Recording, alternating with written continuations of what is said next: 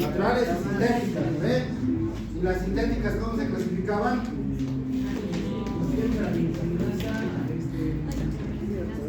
Aminopenicilinas, penicilinadas y antiseudomónicos. ¿Cuáles son los antiseudomónicos?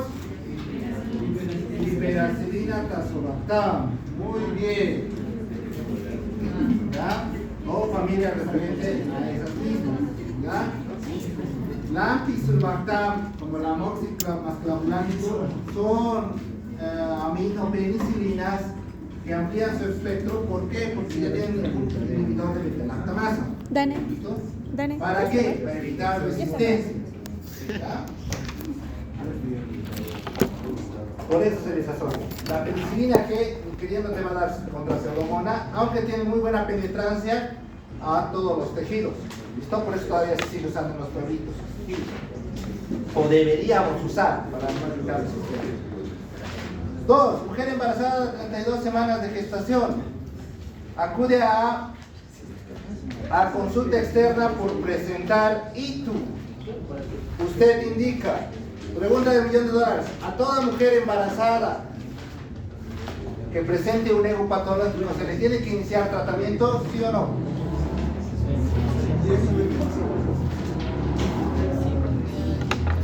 No necesariamente. No. Sí. ¿Ya? Vamos a entrar aquí un poco nada más que todo de lo que van a ver ya de aquí en los futuros años, los que quieran ser ginecólogos. Existe un término que se llama bacteriuria asintomática. ¿Qué quiere decir? Que puede ser que tu ego o tu orina tenga presencia de varias bacterias. ¿Listo? Pero si no hay signos o síntomas, no hay que tratarlo. ¿Listo? Si por ejemplo tienes un ego patológico, pero digamos no tienes molestias, no hay cistitis, no hay signos, sintomatología, no se trata. Esto puede ser una contaminación. Tal vez la muestra no ha sido tomada adecuadamente. Sin embargo, hay grupos etarios que no puedes obviar este criterio, que sí o sí tienes que dar tratamiento, aunque pueda aparecer una contaminación. Y este grupo, uno de estos grupos son las mujeres embarazadas. ¿Por qué? Porque una mujer embarazada, cualquier infección grave o cualquier inicio de infección puede desencadenar el trabajo de parto. ¿Listo? Por eso, cuando vean su rote de obstetricia y ginecología, van a ver que hasta las mujeres embarazadas se les manda al dentista. En su plan está mandarles al dentista. ¿Pero qué tiene que ver el dentista? Porque hasta una pinche caries puede desencadenar el trabajo de parto. ¿Listo? Por esa situación es que hay que saber tratar a la mujer embarazada. ¿Listo? Entonces, de los medicamentos que le hemos dado a la mujer embarazada, la penicilina benzatínica no es la opción. La penicilina benzatínica, a pesar de que sea de reservorio, no es la indicada para tratar la infección extraurinaria. ¿Listo? Sí nos sirve mucho contra lo que hemos hablado, que es sífilis. ¿Listo? Contra espiroquetas, porque se reserva y está dando insuficiencia latentemente, pero no es la indicada. El Astronam no está indicado en mujeres embarazadas, es tóxico, categoría 0D. Y la opción más grande aquí era amoxicilina. La amoxicilina es un medicamento que se puede dar por vía oral, no necesita necesariamente estar internada la paciente, puedes darle sus pastillitas y se vaya a casa. En cambio, ¿qué es? O sea, no saben escribir fármacos, descontar un punto por cada fármaco mal escrito. Vamos a ver el punto. ¿Qué fue? ¿Qué será imipenem? Ni idea qué será esa cosa. Pero el imipenem es un fármaco primero endovenoso. ¿Listo? Sí o sí tiene que estar internada la mamá. ¿Listo? ¿Se puede dar en embarazo? Sí, pero solo está reservado para cuadros de shock séptico o infecciones recontra graves. ¿Listo? ¿Ya? No está para una ITU simple, no es la indicación del imperio de primera línea. ¿Listo? Puedes usar amoxi, puedes usar también si quieres cefepime, que hemos dicho que es, ¿qué era la cefepime? cefalosporina de cuarta generación, que igual te va a contrarrestar los signos negativos al anaerobio, incluso te cubre una catatoceuromona. Entonces, querías, digamos, ser un poco más agresivo, ¿ya? Entonces, es que no necesita internarse por una intu, porque no todas las intus se internan, entonces querías dar ese tratamiento. Ahora, 3, abuelito de 80 años, portador de sonda vesical. Este abuelito debe tener infecciones a repetición, ¿listo? ¿Ya? Y claramente nos lo dice su cultivo, que es una cepa ble. ¿Qué era cepa ble? No, cerca.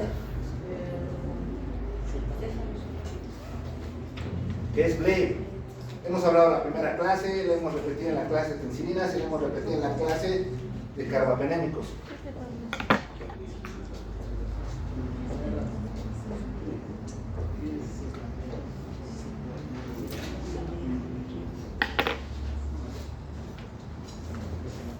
Están los de los penicilinas, ¿qué es ble? Las penicilinas, ¿dónde están?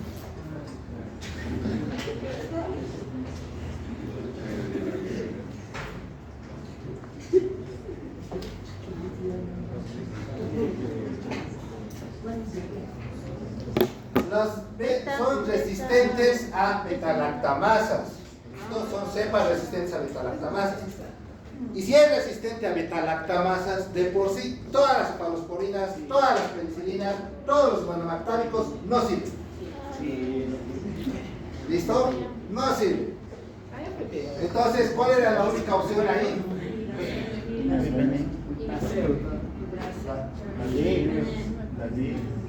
No. Era aquí, no saben escribir medicamentos. Imipenem. Eran los carbapenémicos. ¿Ya? ¿Listo? ¿Por qué? Porque la cepa ble es beta-lactamasa. Los carbapenémicos tienen otro mecanismo de acción. Si fuera resistente a carbapemasas, ahí ya ni los carbapenémicos sirven, por si acaso. ¿Listo? Y ahí ya tendríamos que buscar otros tipos de medicamentos, que son los que vamos a hablar hoy día y en las próximas clases, qué armas más tenemos. ¿Listo? Pero si es cepa ble, ya de por sí saben que cefalosporinas, ¿cómo se llama esta situación? Penicilinas, monomactámicos, no funcionan.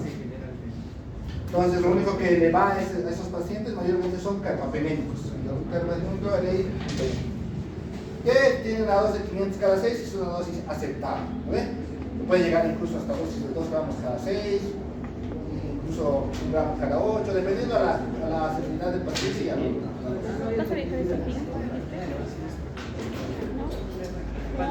Y por si acaso, la dosis de la piperacilina tazobactam no es 1 gramo, otra dosis. ¿Ya? 4. ¿Cuál de los siguientes antibióticos no requiere ajuste renal? ¿El imipenem requiere ajuste renal? Sí. ¿La vancomicina requiere ajuste renal? Sí. ¿El Astonam requiere ajuste renal? Sí.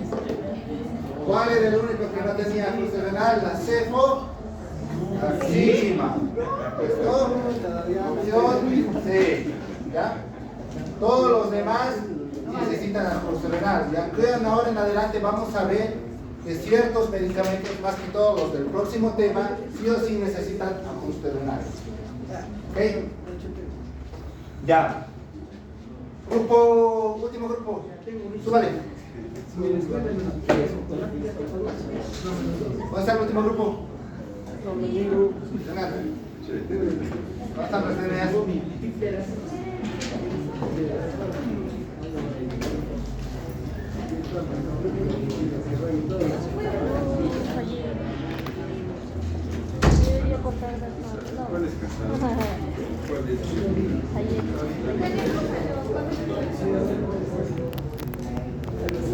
¿Con cuál? Las dos rayitas.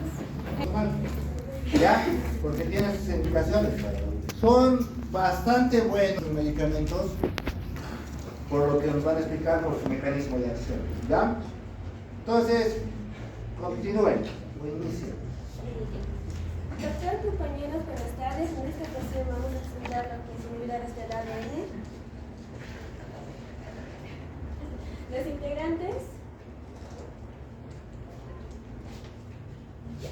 En introducción, tenemos que los inhibidores del ADN constituyen un grupo fundamental de los fármacos en la actualidad. Estos son utilizados principalmente para los tratamientos oncológicos y también para las infecciones bacterianas.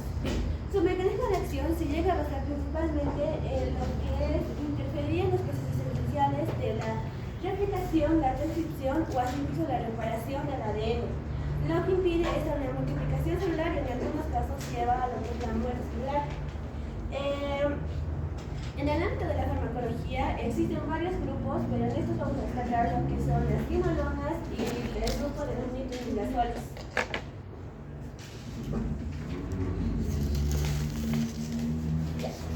Iniciamos con el grupo de las quinolonas. Las quinolonas constituyen un grupo de familias antimicrobianos sintéticos que tienen una función bactericida, eso dependiendo del tipo de concentración que se tenga como tal. ¿Cómo es su mecanismo de acción? Estas van a inhibir a las enzimas, tanto en las bacterias gram positivas como en las gram negativas. En las gram negativas van a inhibir la enzima de la ADN girasa, que es la topoisomerasa 2, y en las gram positivas van a inhibir igual el ADN, pero en la topoisomerasa 4. Estos, al inhibir estas enzimas, van a llevar a una interrupción en lo que es la replicación, la transcripción y a su vez la reparación de este ADN. Eso nos va a llevar a lo que es la muerte celular. Entre sus mecanismos de acción va a abarcar, como ya lo había mencionado, las bacterias gram negativas y las gram positivas, pero también abarca a otros factores como sean los microorganismos intracelulares y algunos patógenos respiratorios. Entre su biodisponibilidad tenemos que va a ser una oral y también intravenosa. Esta va a ser alta ya que puede ser mayor o igual al 70% y en algunos casos llega hasta el 100%.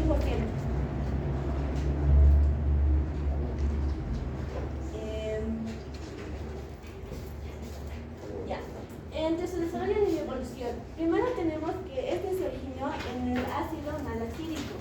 Este es descubierto por medio de la cloroquina. Esta cloroquina tuvo un subproducto que fue este ácido, descubierto en el año de 1962 por George Lesher y sus colaboradores.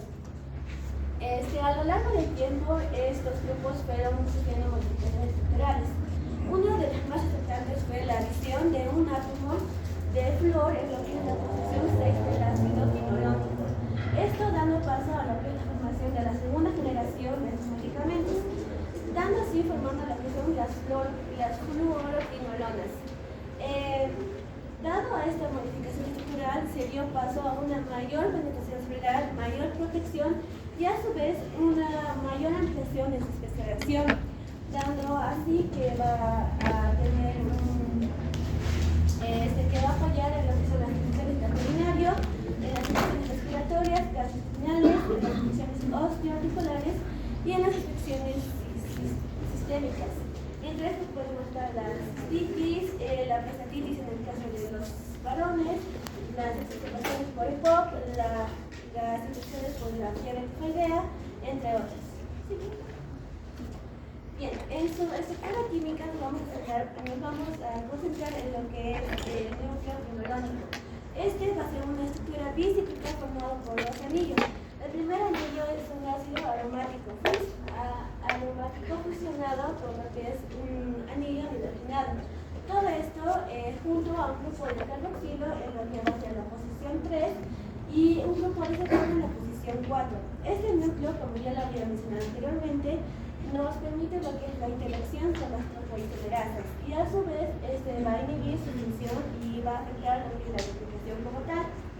Entre las modificaciones estructurales clave tenemos 3 puntos. El primero, que ya lo había mencionado, la sustitución en la posición 6. Esto ayudó a un aumento en la penetración en la célula bacteriana y ayudó a potenciar lo que es la actividad antimicrobiana. También la sustitución de la posición 7, que esto nos ayudó para poder mejorar la actividad frente a las bacterias gram negativas. Y por último podemos mencionar el cambio en en la posición 8, que esto nos puede ayudar a poder influir en la actividad frente a los anaerobios. Dando paso así a lo que son la formación de 4 generaciones de este medicamento. Bien, en su fármaco base, como ya lo había mencionado, el fármaco base de esta familia fue el ácido hialurónico. Este fue la primera generación de sus medicamentos. Este como tal no tuvo modificación, por lo tanto no contiene lo que es un flúor en la posición 6 en su núcleo. Este se usó inicialmente para poder tratar infecciones urinario, pero no era para poder tratar infecciones que no llegaban a ser complicadas. Tenía 3 desventajas, que eran de escasa distribución sistémica, tenía una corta vida y tenía una rápida aparición en lo que es la resistencia bacteriana. Continuando con la clasificación de las quinolonas, estas se van a clasificar en generaciones. Tenemos la primera generación, que son las quinolonas no fluoradas. Estas van a actuar a nivel de los gram negativos, especialmente en las vías urinarias, es decir, por infección de vías urinarias. Dentro de sus ejemplos tenemos el ácido nalidíxico, el ácido pipemídico, el ácido oxomídico y el sinoxacino. Estos son los más antiguos y tienen un espectro limitado. Los de segunda generación, las fluoronas tempranas, estas van a incluir el flúor, lo que va a hacer que tenga una mayor potencia. Van a actuar a nivel de los gram negativos, incluyendo las pseudomonas. Dentro de sus ejemplos tenemos el ciprofloxacino, el norfloxacino, el ofloxacino y el pfloxacino. Los de tercera generación, estos van a tener una mejor actividad para los gram positivos, incluyendo las bacterias respiratorias. Sus ejemplos están el levofloxacino y el ciprofloxacino.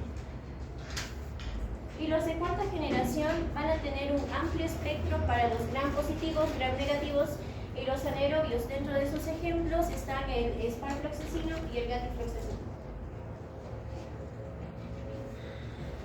Bueno, continuando con la exposición, yo voy a hablarles sobre el mecanismo de acción. Como bien saben, los inhibidores del ADN van a participar principalmente en lo que es el daño en la replicación y en la conservación del material genético del ADN de la bacteria, ¿no?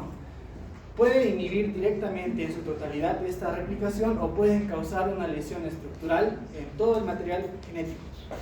Para ello vamos a hacer mención a 2 enzimas muy importantes, que son las topoisomerasas 2 y las topoisomerasas 4. Estas enzimas van a garantizar que la replicación del ADN pues, pueda ser de forma muy positiva, pero para lo cual el fármaco va a inhibir directamente estas enzimas. Como bien sabemos, en la topoisomerasa 2 participa lo que es el superenrollamiento positivo. Esto hace que la bacteria abra correctamente sus hélices y haya una correcta replicación, lo cual el ADN va a convertir lo cual los inhibidores del ADN van a convertir un superenrollamiento positivo en un superenrollamiento negativo. Ahora, si es que no funcionara las topoisomerasas 2, vamos a la 4. Que ya esto participa directamente en lo que es la separación de cromosomas de la bacteria, para lo cual los inhibidores simplemente van a causar una lesión estructural en el ADN y esto va a permitir que no haya una correcta replicación. Ahora, como tenemos en estos gráficos, ¿no? Vemos de que hay un corte del ADN positivo, y lo cual el fármaco va a unirse correctamente al material genético, la quinolona. Esto va a impedir que haya una replicación del ADN de forma positiva, como ya lo habíamos mencionado, gracias a las topoisomerasas 4. La consecuencia de ello va a ser que haya una rotura de la doble cadena, que haya una inhibición en la replicación, una inhibición en la transcripción, una alteración de la división celular y por último, que es el principal objetivo, es la muerte bacteriana. Ahora, también tenemos lo que es el daño directo del ADN mediante los radicales libres. Lo cual empezamos por el metronidazol, que esto va a interferir directamente va a reducir lo que es la nucleorreductasa. Esto va a permitir que el fármaco, la bacteria no pueda tener una buena replicación del ADN, por lo cual va a haber una lesión multifactorial y otras consecuencias estructurales que también van a conllevar a la muerte bacteriana. Bueno, estos fármacos, estas bacterias también, como tienen un mecanismo de acción, también tienen un mecanismo de resistencia, los cuales los fármacos no van a poder tener una correcta eficacia, principalmente por lo que hablamos de la mutación del sitio blanco. En la mutación del sitio blanco, los genes pues, van a adquirir una mutación positiva, es decir, que cuando el fármaco quiera adherirse al ADN de la bacteria, estos en vez de impedir una replicación van a mutar, lo cual va a permitir que el fármaco no tenga una correcta eficacia.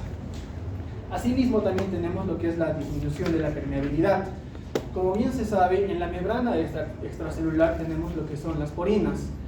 Y estas bacterias van a desarrollar un mecanismo de resistencia, lo cual va a permitir que estas porinas se cierren, y esto va a hacer que el fármaco no pueda tener una correcta eficacia.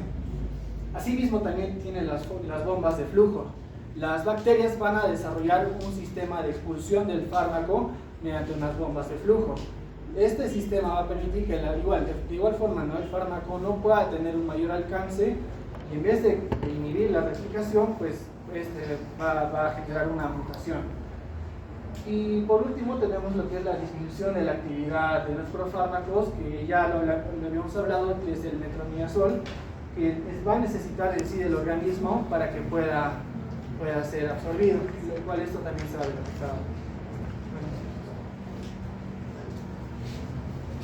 Continuando con la farmacocinética de las quinolonas, tiene una buena absorción por vía oral, una biodisponibilidad hasta de un 95%. Su distribución es una amplia distribución en tejidos corporales, tiene una mayor concentración en riñón, en orina, en pulmón, próstata, viris y las heces, también lo que son los macrófagos y los neutrófilos. Y tiene una menor concentración en el líquido cefalorraquídeo, los huesos, el líquido prostático y presente en la leche materna. Su metabolismo es por vía hepática y su eliminación es por vía renal.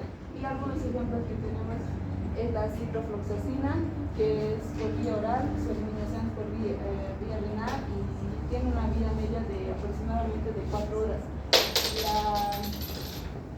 La levofloxacina también por vía oral, alta biodisponibilidad, su eliminación por vía renal. Y la moxifloxacina por vía oral y su eliminación por vía hepática y su vida media aproximadamente 12 horas.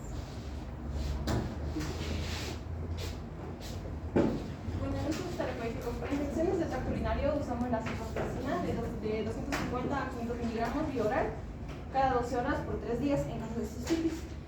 También tenemos la levofloxacina de 500 o de 700 miligramos también vía oral cada día por 5 a 7 días en caso de pielonefritis. En caso de prostatitis podemos usar la norfloxacina de 400 miligramos vía oral cada 12 horas. También podemos usar la ofloxacina de 200 o 400 miligramos vía oral cada 2 horas. Eso tiene una duración de 4 a 6 meses. En enfermedades de transmisión sexual podemos usar la ofloxacina también de 400 gramos vía oral cada 12 horas por 7 días.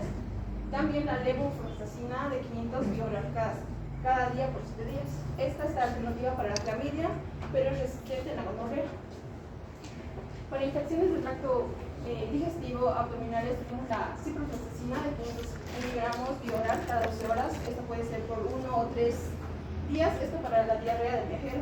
También tenemos de 500 por vía oral cada 2 horas por 7 y 14 días para la fiebre tifoidea. En caso de infecciones de intraabdominal podemos escoger entre la levofloxacina o más la metronidazol. Bueno, para infecciones de tracto respiratorio podemos usar la levofloxacina de 500 a 750 miligramos cada vía oral cada día por 5 a 7 días. También podemos usar la moxofloxacina de 400 vía oral por 5 a 7 días. Eso en casos para uso de neumonía y sinusitis. También tenemos para infecciones de los huesos, articulaciones, podemos usar la ciprofloxacina o la levofloxacina. En algunos casos se combina con rifampicina para la osteomielitis grave. El tratamiento es de duración de varias semanas o meses. En efectos adversos, bueno, en las gastrointestinales podemos presentar náuseas, vómitos o dolor abdominal. En las neurológicas, cefalea, mareos, alucinaciones y en pacientes que tienen epilepsia, convulsiones. En musculoesqueléticos podemos presentar atralgias, podemos presentar también tendinitis o rotura de tendón de Aquiles. Esto en pacientes mayores a 60 años o pacientes que tomen corticosteroides o pacientes que han tenido trasplantes. Esto no está indicado en mujeres embarazadas ni en niños. Otros efectos que podemos presentar son arritmias, hipoglucemia, hiperglucemia, erupciones y sensibilidad. Continuamos con el grupo de los nitroimidazoles y también vamos a hablar de algunos fármacos antiprotozoarios. Bueno, primero vamos a explicar qué son los nitroimidazoles. Estos van a ser un grupo de fármacos que van a estar conformados principalmente por un anillo aminoácido, y un grupo nitro. Estos son profármacos, eso quiere decir que sí o sí van a necesitar la activación del microorganismo. Estos al interactuar con el microorganismo va a reducir el grupo nitro y esto va a provocar la liberación de radicales libres. Estos radicales libres son los que van a dañar el ADN del microorganismo, impidiendo su proliferación y también van a inducir a la muerte celular del microorganismo. Ahora vamos con los antiprotozoarios. Estos son otro grupo de fármacos que van a atacar principalmente a los protozoarios, que son microorganismos unicelulares que pueden vivir en el intestino, la sangre o los tejidos del ser humano. Las enfermedades principales que van a atacar estos fármacos son la amebiasis, giardiasis, tricomoniasis, trypanosomiasis y leishmaniasis. Las principales vías de transmisión van a ser por contaminación, por consumo de aguas contaminadas, por picaduras de mosquitos o los principales vectores. También a su vez por contacto directo, o un ejemplo puede ser por relaciones sexuales en caso de la tricomoniasis. Los principales factores de riesgo o factores del huésped van a ser las personas inmunosuprimidas, las mujeres embarazadas y también los niños menores. Ahora tenemos que van a actuar principalmente en la luz intestinal y generalmente no se van a absorber, sino van a ser 100% eliminados. El metabolismo generalmente de estos fármacos va a ser hepático y su expresión va a ser renal. Y tenemos para los principios de tratamiento tenemos la terapia dirigida. Eso quiere decir que vamos a elegir el fármaco o el fármaco a utilizar según la enfermedad y según la fase de la enfermedad. La terapia combinada es cuando asociamos los tipos de fármacos. Generalmente para infecciones graves se asocia el metronidazol con la vancomicina. Vamos a empezar con los nitroimidazoles, que es el metronidazol y el timidazol. Este fármaco se va a usar principalmente para la amebiasis, giardiasis y la tricomoniasis. El mecanismo de acción ya que es un profármaco, ya lo dije, va a necesitar sí o sí al microorganismo. Va a atacar principalmente a bacterias anaerobias, ya que compite con el oxígeno y el oxígeno va a interrumpir o a inhibir la actividad del metronidazol, así como del secnidazol, del omidazol y también del timidazol, que tienen el mismo mecanismo de acción que el metronidazol. Entonces es mayormente actúa en bacterias anaerobias. A su vez también va a actuar en protozoarios anaerobios. Está principalmente indicado para la tricomoniasis.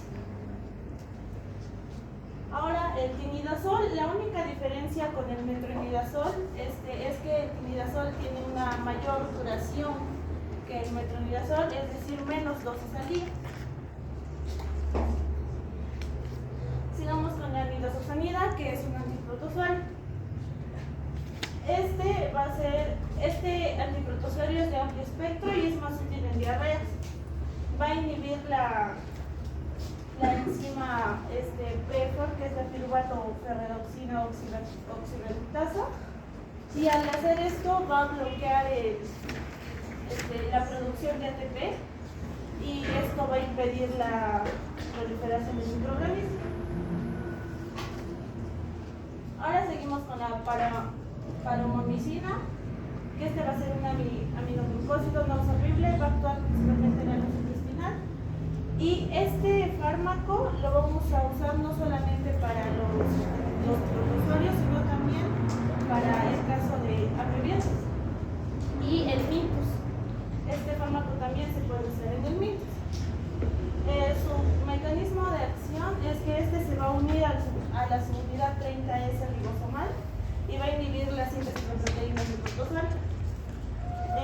Este no se va a absorber en la luz intestinal, es decir, que se va a excretar 100% en las heces. La dosis que viene de este medicamento es para la amebiasis criminal, por ejemplo, es de 25 a 35 miligramos por kilogramo al día. Y este se divide en 3 dosis y el tratamiento generalmente se da por 7 días. Ahora la pentamidina, este es un antiprotozoario para tripanosomiasis, que es el principal, el vector va a ser el Trypanosoma cruzi, y en algunos casos también va a servir para una leishmaniasis cutánea. El mecanismo de acción va a interferir con la síntesis de ADN, ARN y también va a alterar la función mitocondrial. Esto quiere decir, a su vez, que también va a afectar en la producción y va a disminuir la producción de ATP, así impidiendo que el microorganismo se siga reproduciendo y siga infectando el cuerpo. Luego tenemos la suramina, que esta también se va a usar para la tripanosomiasis. Sin embargo, este medicamento va a usarse para la tripanosomiasis africana, no para la americana, que es la que nosotros conocemos. No tiene efectos en la tripanosomiasis americana, mejor dicho, y este va a inhibir enzimas de la glucólisis, inhibiendo la gliceraldehído 3-fosfato deshidrogenasa, y a su vez la mayoría de estos fármacos se centran en disminuir la producción de ATP del parásito para que este no pueda seguir reproduciendo. Luego tenemos el nifurtimox y el benznidazol, que tienen el mismo mecanismo de acción, y estos fármacos generalmente los asocian mucho porque tienen el mismo mecanismo de acción y se usan para lo mismo. Es el tratamiento, se usa principalmente para la enfermedad de Chagas. Como yo lo expliqué, va a generar radicales libres que estos van a ir a dañar el ADN directamente del parásito, impidiendo su proliferación y causando muerte celular del mismo parásito. Estos medicamentos van a metabolizarse en el protozoario, dañando oxidativamente las macromoléculas esenciales para que pueda sobrevivir en el repuesto. Okay. En el aspecto de acción, como ha indicado mi compañera, encontramos dos grupos muy grandes, que serían las bacterias anaeróbicas y protozoarios como tales. En los tipos de anaerobios encontramos el Helicobacter pylori, el Bacteria fragilis, tenemos la Clostridium, comportante de Clostridium persistens, difficilis o Citilla gardnerella. En los protozoarios encontramos como la Entomomys histolítica, la Giardia lambia, la Valentinium coli y la Trichomonas vaginalis. Ahora vemos la farmacocinética de estos fármacos que nos he indicado. La mayor parte son de vía orales, porque su administración son muy proporcional, una biodestruiría más del 90%, que hace repercusión a una distribución más distribuyente ampliamente a los tejidos y a los vasos vasculares, según a la patología que está presentando. También indica que baja unión a la proteína menor al 20%, y también nos indica que atraviesa la membrana encefálica, porque puede dañar estos parásitos tanto al sistema nervioso central. El metabolismo y la excreción, encontramos que el metabolismo es hepático y la excreción es vía urinaria. Ahora, teniendo en cuenta estas, también hay alteraciones con combinaciones con fármacos que pueden dañar y aducir a más factores de riesgos como tales, como podría ser como la warfarina, que es indicativo para la antiplaquetarios. También podría ser la ciclosporina y la fenostolina, que es un anticonvulsionantes como tales. Si es que indicamos que estos va a inhibir principalmente a la CYP2C9, que va a ser más la warfarina y más la metronidazol, nos va a indicar que esto va a inhibir a esta CYP2C9 y va a haber un riesgo de sangrado, mayor.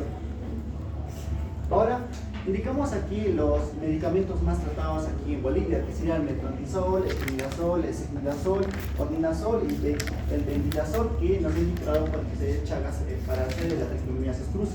Ahora indicamos que el metronidazol nos ha indicado que es un profármaco. ¿Qué nos indica que es un profármaco o un prefármaco? Nos indica que tiene que inhibir, directamente tiene que llegar a la pared celular, llegar a la membrana del ADN y recién se activa este medicamento como tal. Y como podemos indicar, se inhibe como cadenas de corte de tijeras para ya no la replicación del ARN mensajero para el doblamiento de una reproducción del ADN. Ahora vemos, vamos a ver en qué farmacéuticas se encuentran este metronidazol. Encontramos en vía oral, intravenosa y vía vaginal. La farmacocina en tabletas y suspensiones orales encontramos tabletas 200 miligramos a 500 miligramos, suspensión oral 125 a 250 miligramos por 5 mililitros. Ahora en soluciones inyectables de 50 miligramos y luego están igual en 50 miligramos. Aquí la importancia encontramos que es la dosis adulta y la dosis pediátrica son diferentes. Pero vamos más a indagar en la importancia que las infecciones vaginales no bacterianas y mujeres embarazadas y no embarazadas. Nos indica que el tratamiento nos indica de 500 miligramos vía oral por 7 días y mujeres embarazadas de 250 miligramos vía oral por 3 veces al día por 7 días. También encontramos que la dosis adulta obviamente va a bajar su variedad según la metronidazol, obviamente por 3 miligramos por kilo según la administración. Vemos que puede ser por amibiasis, tricomonasis, amibiasis, diariasis, entonces tanto por usuarios o aneurales. Ahora damos la esmidazol. La esmidazol encontramos la vía de administración solamente vía oral, pero la forma farmacéutica encontramos de 3 tipos: polos para suspensión, tabletas recubiertas. Encontramos de 500 miligramos a 300 miligramos, en tabletas encontramos de 250 miligramos y tabletas recubiertas de 500 a 1 gramo. Encontramos la dosis adulta, que es de 2 gramos de dosis única. Igualmente encontramos una identificación de dosis pediátrica que menor a 12 años no está indicado este medicamento por las afecciones metabólicas que puede indicar. También entre tricomonasis indicamos que no está establecida menor de 12 años. Ahora, el dinidazol lo encontramos en vía oral y también en vía vaginal. La farmacéutica encontramos en tabletas recubiertas, soluciones orales y óvulos. En 500 miligramos en tabletas, soluciones orales a 200 miligramos por decilitro y óvulos en 150 miligramos. Ahora encontramos igualmente en dosis adulta y dosis pediátrica. Encontramos en dosis pediátrica tanto amibiasis o diartesis o tricomonasis. La misma con 2 miligramos por vía oral una vez, o si no, por vía oral durante 3 días. Pero igualmente encontramos que la pediátrica no son tan accesibles, con la seguridad que no es eficaz a menos de 3 años en diabetes intestinales o en accesos amibiáticos. Ahora vamos a la ordinazol. La ordinazol solamente una presentación vía oral en tabletas recubiertas de 500 miligramos y la dosis de adulto indicado para 1 a 2 gramos cada 12 horas a 24 horas y la dosis pediátrica nos indica 2 a 25 a 40 miligramos por kilogramo al día. El bendidazol, como hemos indicado, la enfermedad va a indicar más que todo a Chagas o a tricomonasis como indicados. Tiene que haber solamente una vía oral como tal, pero nos indica que un paciente mayor de 50 años con la edad de infección de tricomonasis que no tiene una cardiopatía elevada o avanzada, como tiene avanzada la tricomonasis puede ser indicativo para que dé este medicamento que es el bendidazol. Pero si es que nuestro paciente indica que mayor a 50 años y la tricomonasis es crónica, a sus fases crónicas y alteraciones idiopáticas que indica, alternas tienen que ser muy debidamente tratados, tiene que ser su dosis bajada o dependiendo a sus síntomas que está presentando. encontramos en soluciones vía oral, soluciones orales de 50 miligramos y 100 miligramos. En dosis adulta encontramos de 5 a 7 miligramos por día. En vía oral, en división en 2 días, suspendores por 12 por 60 días. Ahora, por terminar, hablemos de los efectos adversos. Estos efectos adversos implican todos estos medicamentos, mayormente hacen alteraciones gastrointestinales y neurológicas, como la cefalea, neuropatías o alergias como tal. Pueden indicar sabor a metálico según a la dosis que está presentando el paciente, anorexia, náuseas, vómitos y diarrea con dolor en el gástrico. Nos indicamos también que no es incomunicativo con el alcohol o el daño hepático que puede producir. Nos da un efecto de disfuncional que da y hace un daño hepático y nos va a dar alteraciones como estas, más que todo náuseas y cefaleas y vómitos. Eso sería todo.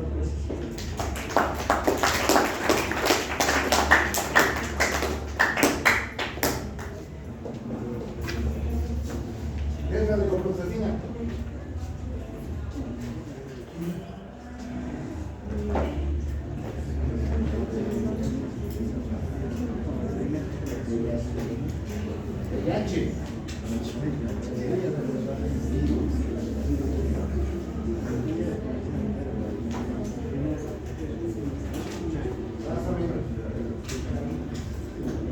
De DNA, pero es obvio que es similar a DNA, pero ¿qué tipo de familia es?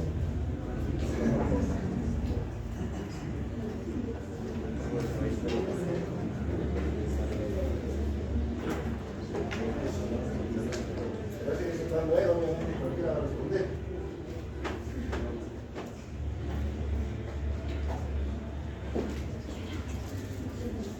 Esa es mi recomendación, ¿no?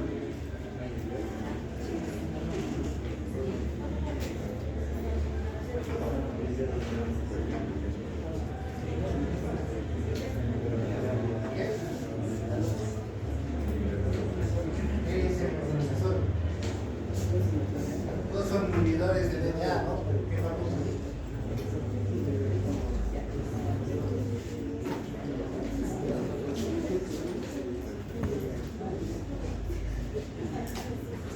Ya sabes, ¿cómo funciona las quinolonas? ¿Cómo inhiben el DNA?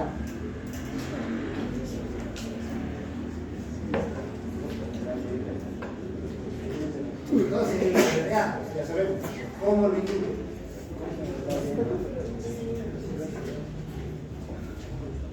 Pues, ¿dónde ataca específicamente? Porque como hemos visto, como hay inhibidores de pared, hay distintos mecanismos de acción, todos van a destruir la pared, ¿no? Pero algunos tienen sitios específicos. Las quinolonas, ¿qué hacen? ¿Dónde actúan? Van a inhibir el DNA, ya sabemos eso, pero ¿dónde? A nivel de la topoisomerasa 4. Listo, 2 y 4. ¿Ya? ¿Y por qué es importante saber eso? ¿Saben cuál es el mayor reto de un antibiótico? Que no sea tóxico. Por eso no existe el antibiótico ideal, no existe. Porque uno le pide que sea de amplio espectro, que cubra todo y que no sea tóxico para el organismo. Pero es muy raro que intentemos buscar sustancias que no dañen al organismo. ¿Entienden?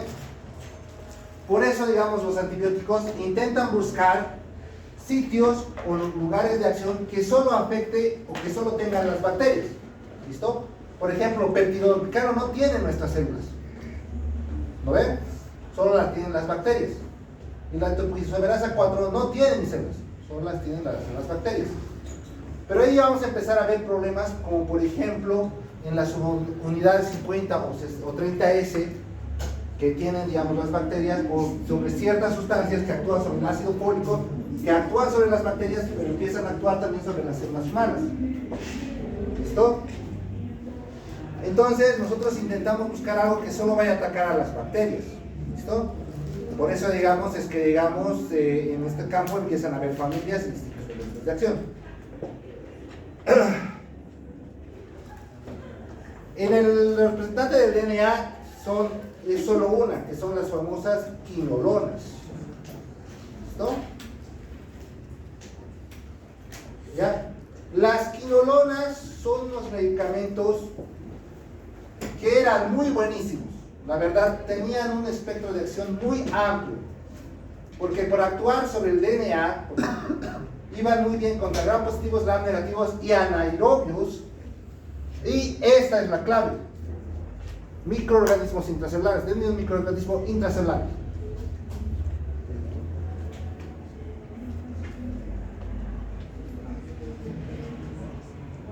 Un microorganismo que actúe dentro de la célula.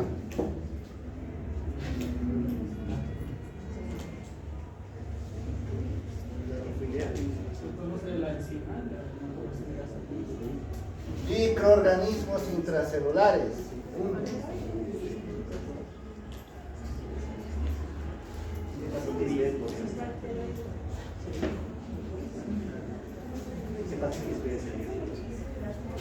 Hepatitis es un virus, son antibióticos.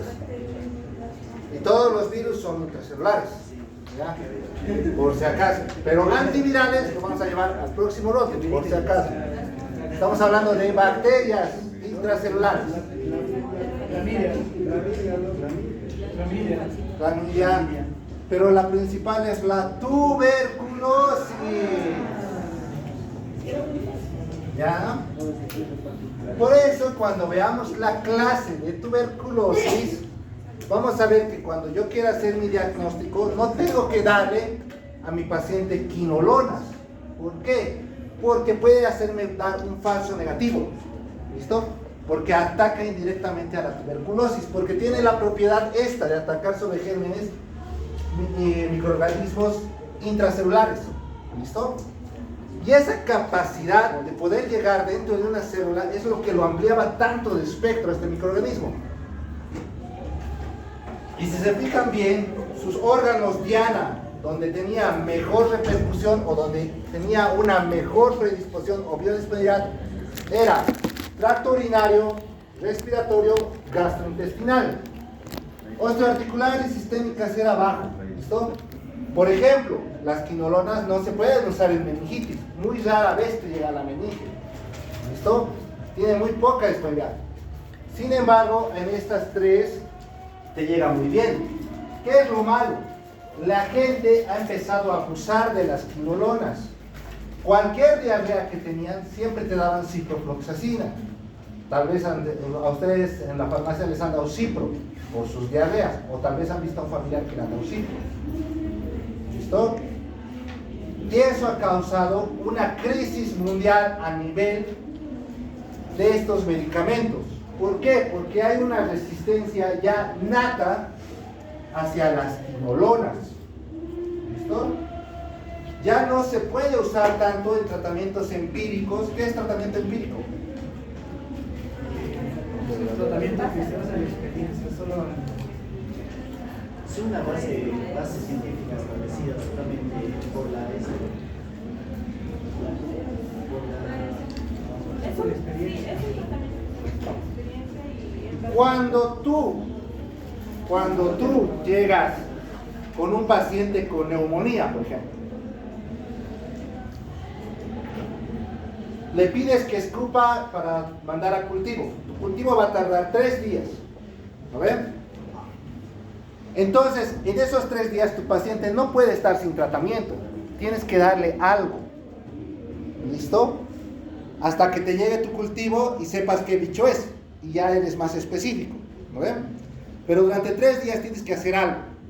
Entonces, mayormente les damos antibióticos de amplio espectro. No sabemos qué germen será.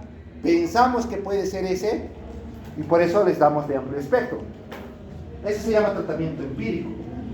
¿Listo?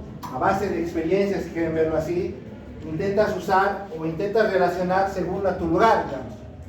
¿Me entienden? ¿Qué germen podría ser? Y según eso le das un tratamiento. Pero la mayoría de los médicos no usamos bien esa lógica.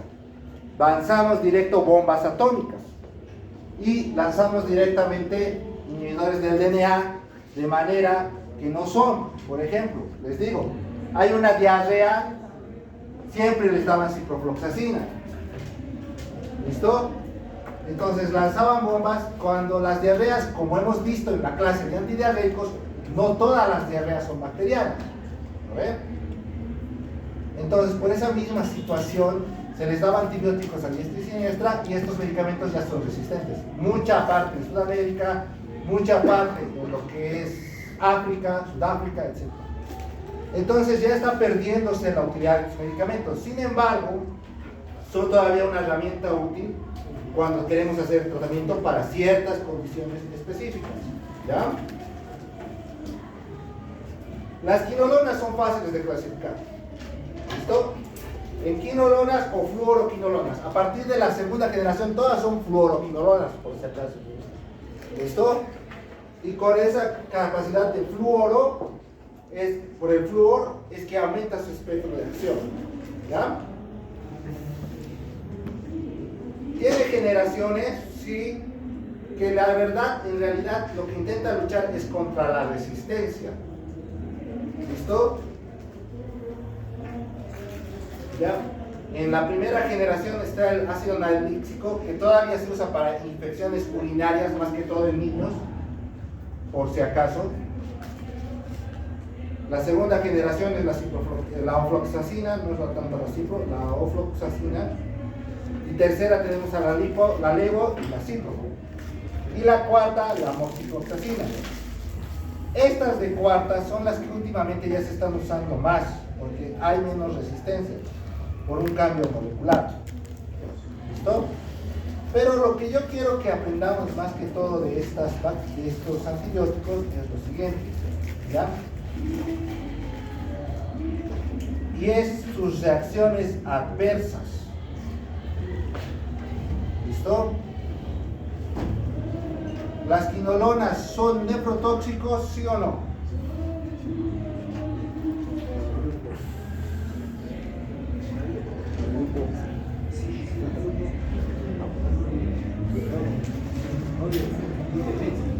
¿Cómo es?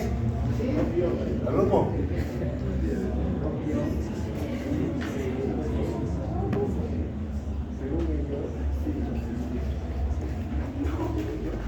¿Cómo es, grupo? Ustedes son los que exponen esto. Creo que no. Pero se usa para tratar hijos y infecciones entonces, ¿no?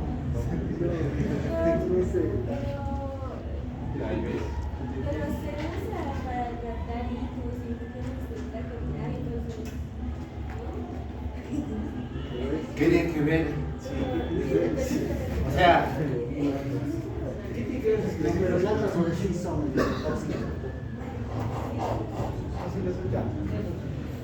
todas las quinolonas, o la mayoría, se metaboliza por vía hepática y se elimina por vía renal. Por esta eliminación de vía renal, porque elimina muy bien, es que la mayoría de estos actúa muy bien sobre infecciones del tracto urinario. ¿Listo?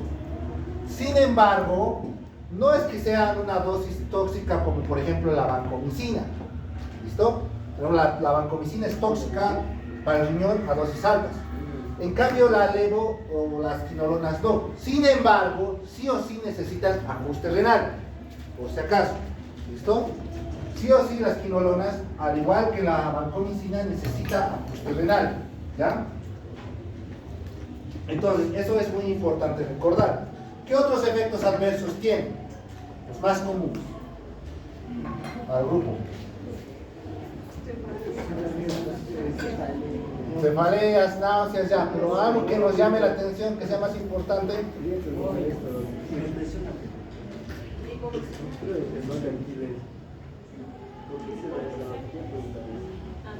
¿Por qué han puesto esto? ¿Por qué?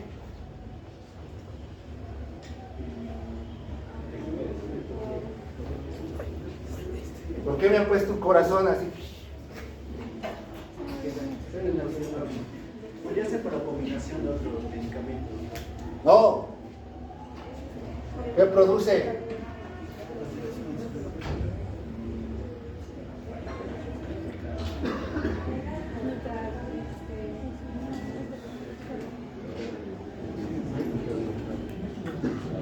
Ya pues grupo, es su tema.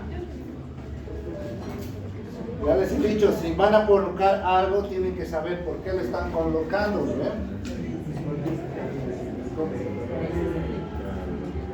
Provoca prolongación del segmento QT. ¿Listo? Por eso tienen que tener cuidado en dar quinolonas a viejitos, ¿ya? Porque puede prolongar el QT.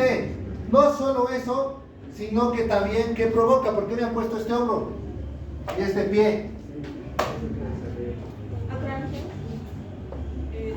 También puede ser la ruptura del tendón de Aquiles en personas mayores de 60 años. ¿Por qué?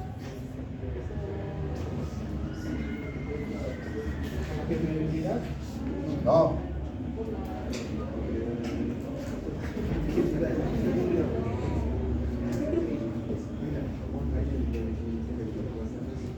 Provoca tendinitis, no solo a nivel del tendón de Aquiles, es uno de los que más predispone, porque el tendón de Aquiles es el más grueso del cuerpo, pero puede producir rotura, ¿listo? No solo del tendón de Aquiles, de cualquier tendón, más que todo si se asocia a corticoides, y eso nunca lo olviden. Si tienes un viejito que está tomando corticoides, no le intenten dar quinolonas, porque le pueden producir tendinitis. ¿Por qué? Porque se acumulan ciertas sustancias en el tendón y por eso se rompe. ¿Listo? ¿Ya? Está descrito en la literatura, es un problema no muy frecuente, ¿listo? Pero se incrementa en una medida casi en un 10%, siempre y cuando esté tomando corticoides el paciente, por si acaso. ¿Listo? ¿Ya? Artralgias no, pero sí, como les he dicho, se acumula en tejido del tendón, también se pueden acumular ciertas sustancias en el tejido articular. Por eso, estos medicamentos están prohibidos en niños.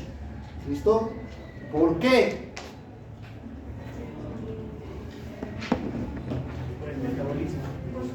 ¿Por su desarrollo?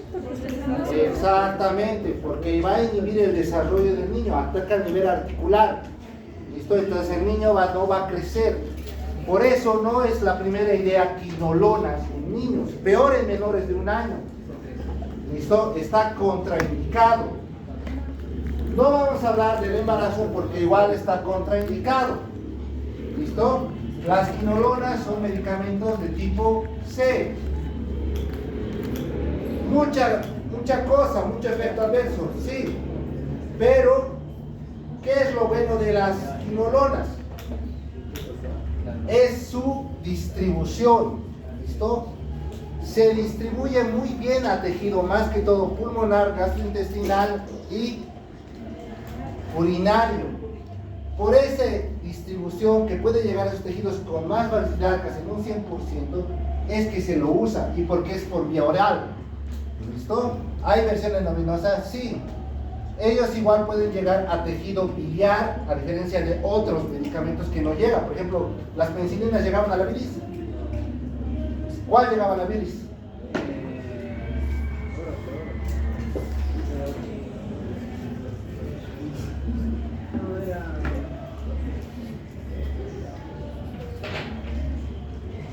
Cefalosporinas de tercera generación nomás llegan a la bilis, junto con los carbapenémicos. Y ahora vemos que si tienes un problema biliar de colangitis, puedes también usar las buenas quinolonas, porque llega a ese lugar. Pero si le damos penicilina, ¿te va a llegar a la bilis? No, ¿me entienden? Esa es la importancia de conocer la penetrancia, hasta dónde puede llegar tu medicamento. ¿Listo? Esto puedo dar con osteomielitis parcialmente. Tiene buena penetrancia, pero no es el ideal. Tengo otros mejores medicamentos que pueden llegar a osteomielitis. ¿Listo? Tengo oxaciclina, tengo jacilina, ¿me entienden? Tengo vancomicina. Pero si es que no tuviese esos medicamentos, puedo optar por esta, porque puede llegar. No en demasía, pero puede llegar. Tejido cefalorraquídeo, prefiero usar otro tipo de medicamento. Me van viendo, se van ubicando que cada vez no es lo mismo cada medicamento. ¿Cada uno tiene una indicación o una situación específica? Ya, ahora vamos con los metroimidazoles. ¿Por qué estamos hablando de un antiparasitario en un tema de antibacterianos? ¿Por qué? Porque los metroimidazoles actúan principalmente en ambientes anaerobios, por eso van a servirnos para bacterias anaerobias principalmente y algunos bacteroides también. Excelente. Los metroimidazoles o imidazoles son antibióticos antiparasitarios. Vamos a volvernos a repetir en el tema de parásitos, pero ya de por sí son los únicos que actúan sobre gérmenes anaerobios de manera directa. No te va a actuar contra gram positivo, no te va a actuar contra gram negativo, pero sí contra anaerobios. ¿Listo? ¿Dónde hay anaerobios? ¿Dónde tienes anaerobios positivo? ¿Dónde hay anaerobios? No hay la boca y en el tracto urinario. Estás bien. Tracto gastrointestinal. ¿Listo? Ahí vamos a encontrar anaerobios. ¿Listo? ¿Ya? Por eso es que estos medicamentos están indicados más que todo cuando queremos cubrir patologías gastrointestinales, parasitarias o incluso neumonías por broncoaspiración. ¿Listo? Porque ataca anaerobios. ¿Listo? La pregunta del $1.000.000. ¿Cómo es que llega a la bacteria? Otra vez repítanos el mecanismo de acción. Estos son catalogados profármacos. Muy bien, ¿qué es un profármaco? Esto quiere decir que sí o sí necesitan interactuar con el microorganismo. Este microorganismo, ya que estos están unidos a un grupo nitro, va a reducir el grupo nitro y al hacer esto va a liberar radicales libres. Y estos radicales libres son los que van a actuar en el ADN del microorganismo y los que van a romper la cadena y van a prohibir su proliferación y también van a provocar muerte celular de los mismos. Exactamente. En pocas palabras, el medicamento no funciona hasta que haya la bacteria. ¿Listo? El medicamento logra pasar la bacteria anaerobia y ahí recién empieza a producir su efecto de acción como ha indicado, mediante el complejo nitro, que se va a asociar ya a una enzima peroxidasa o oxidasa y ahí recién va a destruir a la célula. ¿Listo? Pero no hay que olvidar que es un profármaco. ¿Listo? Que sí o sí necesita de la bacteria para funcionar. Por eso lo hace un poco segura. ¿Qué es lo malo? Solo actúa contra anaerobios. ¿Listo? Y contra parásitos. ¿Y cómo funciona con el parásito? ¿Es lo mismo? También funciona contra parásitos anaerobios, por eso es principalmente en la mebiasis, la yardiasis y la leishmaniasis. Los parásitos mayormente pueden vivir en medios anaerobios. ¿Listo? Por eso también funciona contra estos mismos. ¿Ya? Entonces, ya estamos viendo que tenemos ya armas contra ciertas bacterias. Como van a ver, su tarea, ¿ya han visto? La del caso clínico. Pues véanla. Ahí estamos hablando de un germen no común. ¿Listo? ¿Ya? Y que por qué no le pegó el medicamento, ahí también lo explica. ¿Listo? Por eso hay que saber qué medicamentos vamos a usar según a cada criterio. ¿Listo? Por ejemplo, no voy a usar metronidazol si estoy pensando que está con una infección de Staphylococcus aureus. ¿Ve? ¿Por qué? Porque no le va a funcionar. Staphylococcus aureus es un gran positivo aerobio. ¿Listo? Y necesita falta de aire para poder vivir, para poder actuar. Pues no va a funcionar. Pero ¿qué pasa con el Clostridium? ¿Por qué sí sirve? ¿Qué es el Clostridium? La bacteria ¿Gastrointestinal? ¿Gastrointestinal? Bueno, se desarrolla más en Es una... anaeróbico. Es un coco gran positivo anaerobio. ¿Listo? Y por eso, por esa capacidad de ser anaerobio, este medicamento es el segundo O la segunda línea, en el caso de infecciones por clostrinoides. ¿Listo? ¿Ya? ¿Cuál era el primero? Muy bien. La vancomicina. Por vía oral, por si acaso. ¿Por qué por vía oral?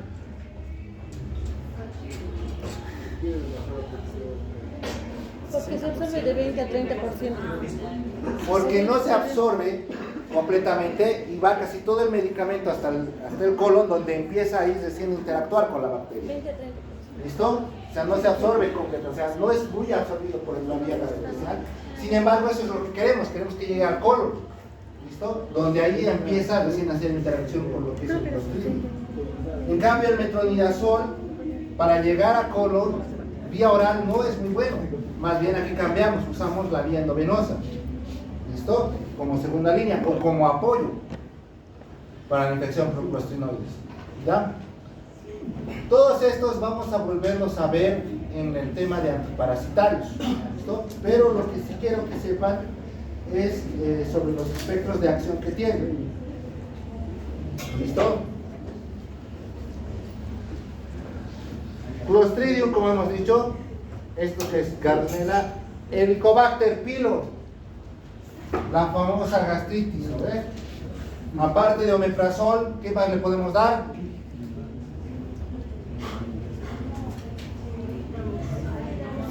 Puede ser amoxicilina.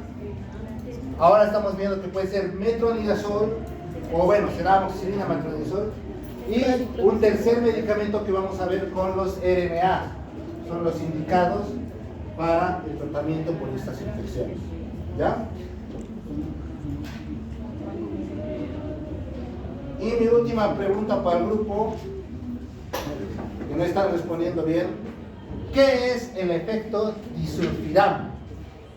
Y es cuando el consumo es la conexión con el metronidazol y el efecto del alcohol no hace una función hepática como tal, entonces va a ser en los efectos, más que todo cefalea, náuseas y vómitos. Vas por ahí. El efecto disulfiram es cuando tu paciente de pronto empieza a taquicardizar, taquipnizar, empieza a sudar, empieza a presentar náuseas y vómitos, escalofríos extremos, ¿ya? Y es por una acción que existe en el alcohol con el metronidazol.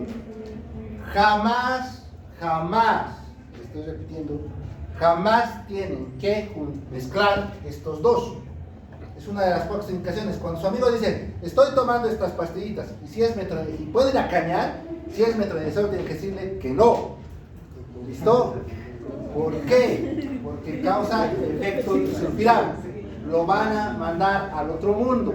¿Listo? Doctor, ¿no son en general todos los antiparasitarios? No. Los imidazoles. Puede ser tinidazol o, como te digo, metronidazol. Es toda la familia. ¿Listo? Pero en específico se ha visto más relacionada con lo que es el metronidazol. ¿Listo? ¿Ya? Es por eso, o si quieren ustedes algún día hacer una maldad, se saldrán cañando, sí, pero van a ver que va a surgir al día siguiente, porque no es chaki ni tistapi, es un efecto secundario a la asociación de alcohol. Que no lo mata la Eso dices, pero llegan para terapia. No terapia, sino llegan emergencias. Incluso es que el problema es que se confunden, quieren intubarlo, quieren hacer todo. ¿Ya? Las interacciones. El ciclo C9 es mayormente visto con los anticoagulantes. Y como ha mencionado claramente su compañero, hay que tener cuidado más que todo con warfarina, penitorina y ciclosporina. ¿Por qué? Porque si tienes un paciente, ¿quiénes toman warfarina? ¿Qué pacientes toman warfarina? Carlos, trombos.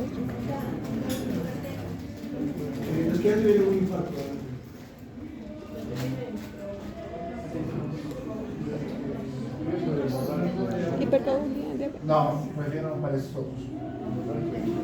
Los pacientes con fibrilación auricular o FA toda la vida van a tomar anticoagulantes. La mayoría toma warfarina. ¿Listo? Entonces, cuando tengan un paciente con FA que esté tomando warfarina, no le den metronidazol. Intenten buscar otra alternativa. ¿Por qué? Porque el paciente sangra. Fibra. ¿Listo? Por su interacción con el CYP129, la warfarina, o sea, como actúa a nivel metabólico en ese lugar, el metronidazol ocupa esas enzimas y la warfarina empieza a subir su efecto de acción. Por eso, digamos, el paciente que sangra. ¿Listo? Van a tener mucho cuidado. ¿Es broma? No, pasa. Lo he visto sangrar. ¿Listo? Y lo mismo pasa con la fenitoína. ¿Qué es la fenitoína? ¿Qué es la fenitoína? No, anticonvulsivante. Antibiótico. No, es un anticonvulsivante, ¿ya? Entonces, si tú le estás dando metronidazol a ese paciente, tienes que ajustar la dosis de tu fenitoína. ¿Por qué? Porque si no va a convulsionar. ¿Listo? ¿Ya? Les estoy diciendo, esa es la importancia de las interacciones, por si acaso. ¿Ya? No es porque, digamos, a mí me guste, no, es porque si no tu paciente va a sangrar, o es mejor no darle, o es mejor ajustar. ¿Listo? ¿Ya? Entonces, no todo lo que enseñamos es porque nos guste, es porque pasa.